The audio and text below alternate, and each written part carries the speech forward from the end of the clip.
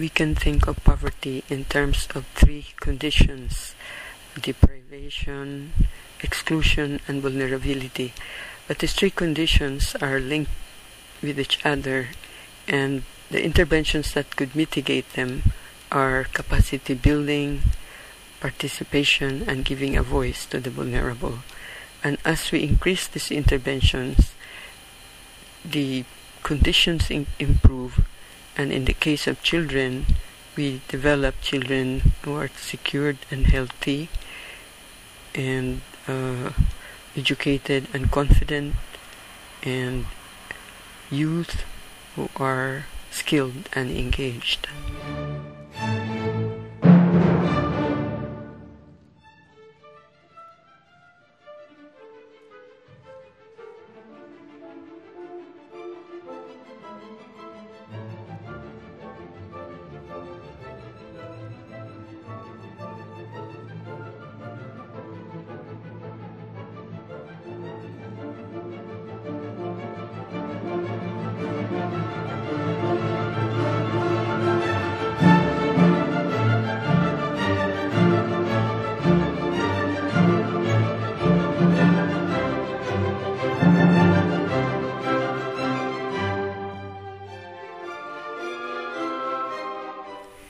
We can think of our society in terms of people, of the social institutions that we have formed, and of the resources that we need for our development.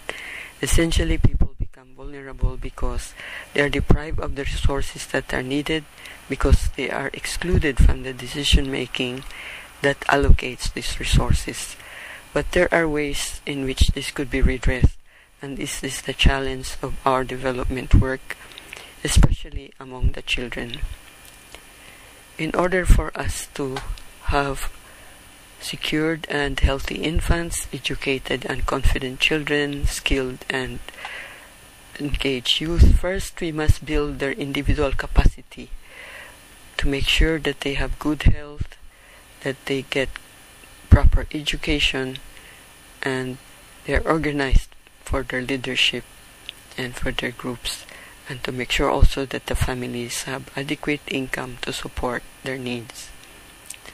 Once they are capacitated, they will be able to participate in the different institutions in our society. This participation gives them a voice, especially in the church, among the civic groups and NGOs, in the schools, and many other organizations that support children's rights. But these different organizations actually act according to the laws and regulations that mandate their behavior. Some of these laws that protect the rights of children are the laws that prohibit the violence against women and children, and the Convention for the Rights of Children. These laws not only protect the rights of children, but also make sure that the resources that they need for their growth and development flow in their direction. Some of these are educational services, the learning of values for their growth, the capital and funding that they need for their material needs. But in order for this to happen, there is a need to set up a structure that will bridge the children on one hand and the macro level structures that dictate these processes. For children's issues, for instance, the Barangay Council for the Protection of Children is very important, Bantay Banay and Bantay Bata, and the school improvement committees, the Federation of Parents organizations, and the different other structures that do the advocacy and the demand for the rights of children.